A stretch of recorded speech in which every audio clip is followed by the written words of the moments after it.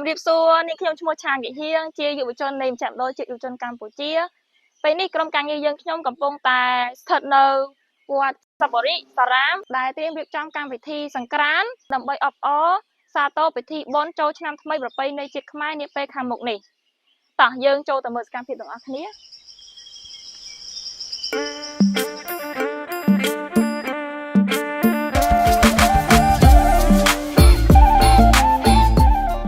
យើងចូលមកដល់ទីតាំង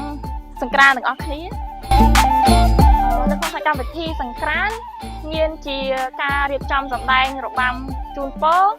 និងការសម្ដែងគុនមុខកតោខ្មែរនិងល្បែងប្រជាប្រិយផ្សេងទៀតផងដែរនិងមានជាការរាំចង្វាក់បែបប្រពៃណីជាតិខ្មែរដែលរៀបចំឡើងដោយរដ្ឋបាលស្រុកអនុគុណស្រុកនិងប្រជាអធិការវត្តទាំង6នៅស្រុកអង្គរធំស្រីតែលេងសង្ក្រាន្តធំសម្បាមិនធ្លាប់មានតែលេងសង្ក្រាន្តបែបប្រពៃណីយើងធំសម្បាបានសហការមួយព្រះនុគុណស្រុកអង្គរធំព្រមទាំងព្រះចៅអធិការគ្រប់វត្តនៅក្នុងស្រុកអង្គរធំដើម្បី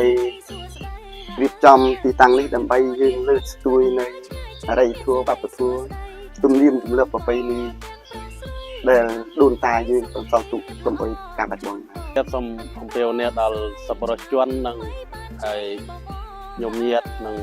ក្នុងប្រទេសនិងក្រៅប្រទេសទាំងអស់ដើម្បីជួយជាឧបត្ថម្ភក្នុងទីសង្ក្រាន្តធ្វើនេះគឺនៅក្នុងវត្តណៃត្រាចហើយពុរិសារាមវត្តណៃត្រាចនេះគឺធ្វើរីកធំដែលឲ្យពុទ្ធបរិស័ទនិងប្រជាជនកូនក្មេងដើម្បីស្គាល់នៅសង្ក្រាន្តត្រង់កោតធំទាំងអស់ហើយមកចូលរួមសង្ក្រាន្តនៅវត្តសបរិសារាមដែលប្រព្រឹត្តឡើងនៅថ្ងៃសុក្រ14កើតខែចែកខស័កពុទ្ធសករាជ2568ត្រូវនឹងថ្ងៃទី11ខែមេសាឆ្នាំ2025ដែលមានទីតាំងស្ថិតនៅភូមិសណ្ដាន